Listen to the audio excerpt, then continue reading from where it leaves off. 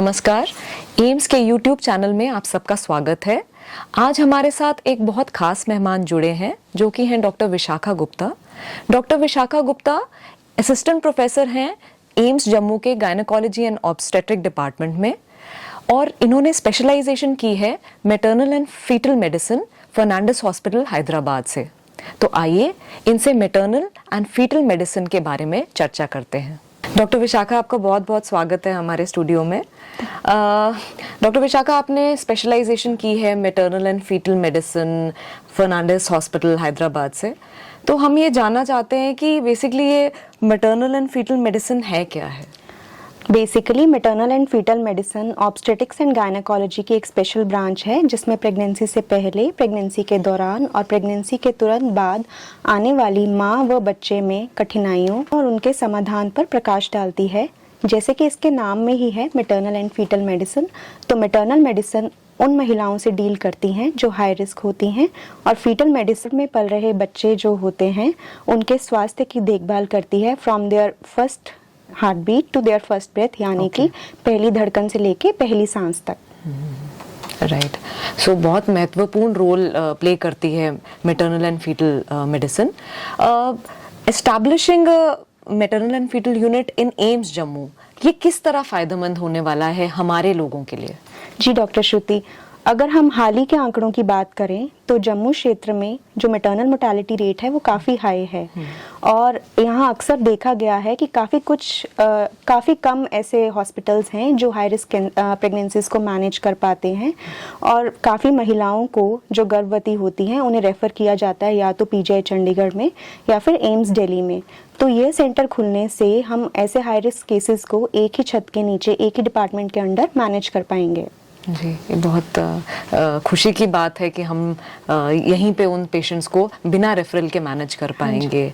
तो मैं जानना चाहती हूँ कि कौन से ऐसे प्रेग्नेंट पेशेंट्स हैं जिनको basically maternal and fetal medicine की कंसल्टेशन की ज़रूरत पड़ती है? आइडली तो सभी प्रेगनेंसीज, चाहे वो लो रिस्क प्रेगनेंसीज हैं चाहे वो हाई रिस्क प्रेगनेंसीज हैं, इन सबको प्रेगनेंसी के पहले 5 महीने में मैटरनल और फीटल मेडिसिन कंसल्टेंट को या स्पेशलिस्ट को कंसल्ट करना चाहिए, क्योंकि प्रेगनेंसी में कुछ 2 स्कैन ऐसे होते हैं जैसे कि 11 से 14 हफ्ते के बीच में NT-NB स्कैन और 18 से 20 हफ्ते के बीच में होने वाला एनोमली स्कैन। ये बहुत इंपॉर्टेंट होते हैं क्योंकि इन स्कैन्स के अकॉर्डिंग हम देख पाते हैं कि बच्चे के अंग प्रकार कैसे बने हैं, उसका विकास कैसा हो रहा है और अगर कुछ नुक्स पाया जाता है तो हम आगे जेनेटिक टेस्ट का सहारा भी ले सकते हैं। और ऐसी भी कुछ महिलाएं जिन्हें पहले से ही कोई क्रॉनिक बीमारी है या पहले से ही लंबे समय की बीमारी है, ऐसी महिलाओं को भी एक मैटरनल फीटल मेडिसिन स्पेशलिस्ट को कंसल्ट करना चाहिए। जी डॉक्टर विशाखा, आपने हाई रिस्क प्रेगनेंसी की बात की, तो हम ये जानना चाहते हैं कि in context to maternal and fetal medicine ये हाई रिस्क प्रेगनेंसी होती क्या है? मतलब कौन सी ऐसी चीजें जो कॉन्स्टिट्यूट करती हैं एक हाई रिस्क प्रेगनेंसी? देखिए, हाई रिस्क प्रेगनेंसीज वो प्रेगनेंसीज होती हैं जो उच्च जोखिम की प्रेगनेंसीज होती हैं जिसमें माँ या बच्चे को या उनकी जान को खतरा होता है। इनमें वो महिलाएं शामिल होती हैं जिन्हें पहले से ही लंबे समय की बीमारी है या पहले से ही शुगर है या प्रेगनेंसी में आने वाली शुगर है या हाई बीपी की प्रॉब्लम है या कोई किडनी से रिलेटेड प्रॉब्लम है या प्रेगनेंसी के साथ कैंसर है या फिर रक्त संबंधी बीमारियां जैसे कि सिकल सेल डिजीज़ या थैलेसेमिया है। ऐसी अनेक बीमारियां जो हैं वो हाई रिस्क प्रेगनेंसी में शामिल होती हैं। इसके अलावा गर्भ में पल रहे जुड़वा बच्चे या उससे अत्यधिक बच्चे या फिर गर्भ में पल रहे बच्चे का विकास नहीं हो रहा है या फिर उस बच्चे में कोई नुक्स है, शारीरिक नुक्स है, तो ऐसी प्रेगनेंसीज को भी हम हाई रिस्क प्रेगनेंसी कहते हैं। जी डॉक्टर विशाखा, अगर एम्स जम्मू की बात की जाए और एम्स जम्मू में एक जो नई maternal and fetal unit establish होने जा रही है, तो क्या क्या सर्विसेज ये हमारी माओं को देने वाली है? मैटरनल फीटल मेडिसिन के माध्यम से एम्स जम्मू में हम जो सुविधाएं प्रदान करने वाले हैं उसमें खास करके प्रेगनेंसी में होने वाले सभी तरह के स्कैन्स जैसे कि 11 से 14 हफ्ते के बीच में NT स्कैन, 18 से 20 हफ्ते के बीच में एनोमली स्कैन और बच्चे के विकास के लिए जो हम ग्रोथ स्कैन्स करते हैं या डॉपलर स्टडीज़ करते हैं वह सभी स्कैन्स हम प्रोवाइड करवाएंगे। और अगर हमें लगता है कि कुछ प्रॉब्लम है उन स्कैन्स में, एबनॉर्मैलिटी है या कोई नुक्स है, तो उसके लिए हम फर्दर जेनेटिक टेस्ट का सहारा भी ले सकते हैं। जी, आपने जेनेटिक टेस्ट की बात की, तो मैं ये जानना चाहूँगी कि ये जेनेटिक टेस्टिंग क्या होती है और ये कैसे की जाती है? देखिए डॉक्टर श्रुति, जेनेटिक टेस्ट एक्चुअली बच्चे में क्या होता है कि नुक्स दो तरह के होते हैं। एक जो अल्ट्रासाउंड जब हम कर रहे हैं उसमें जो नज़र आ जाता है वो वाला नुक्स, कि जैसे कुछ अंग प्रकार नहीं बने हैं या शारीरिक नुक्स है।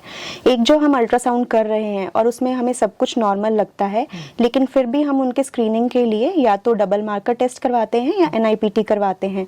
अगर वो पॉजिटिव है और अगर हमें अल्ट्रासाउंड पे भी कुछ पॉजिटिविटी मिलती है या कुछ एबनॉर्मैलिटी मिलती है, तो हम उसके लिए आगे जेनेटिक टेस्ट करवाते हैं ताकि हम 100% उस बीमारी की पहचान कर सकें। ये जेनेटिक टेस्ट हम दो तरह से सैंपल्स ले सकते हैं इसके लिए।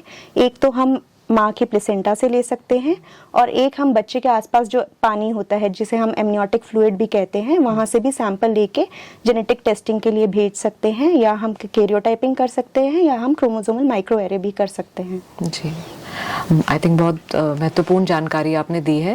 अंत में मैं एक वो मैसेज आपसे लेना चाहूँगी हमारी एक्सपेक्टेंट मदर्स के लिए, जो कि आपकी सर्विसेज जो maternal and fetal unit AIIMS Jammu की उन एक्सपेक्टेंट माओं को सर्विसेज प्रोवाइड करेगी। जो भी गर्भवती महिलाएं हैं जम्मू के क्षेत्र में या फिर जो भी एक्सपेक्टेंट मदर्स हैं, उनको मैं यही मैसेज देना चाहती हूँ कि हमारा एम्स जम्मू बहुत जल्द ये सुविधाएं प्रदान करने जा रहा है और इसके साथ साथ हम उनको एक एडवांस्ड केयर, एक पर्सनलाइज्ड केयर प्रदान करेंगे। इससे दोनों जो माँ और बच्चे हैं ज़्यादा से ज़्यादा स्वस्थ रहें, यही हम चाहते हैं। आपने इतनी महत्वपूर्ण जानकारी हमारे साथ साझा की डॉक्टर विशाखा, आपका बहुत बहुत धन्यवाद। Thank you doctor Shruti.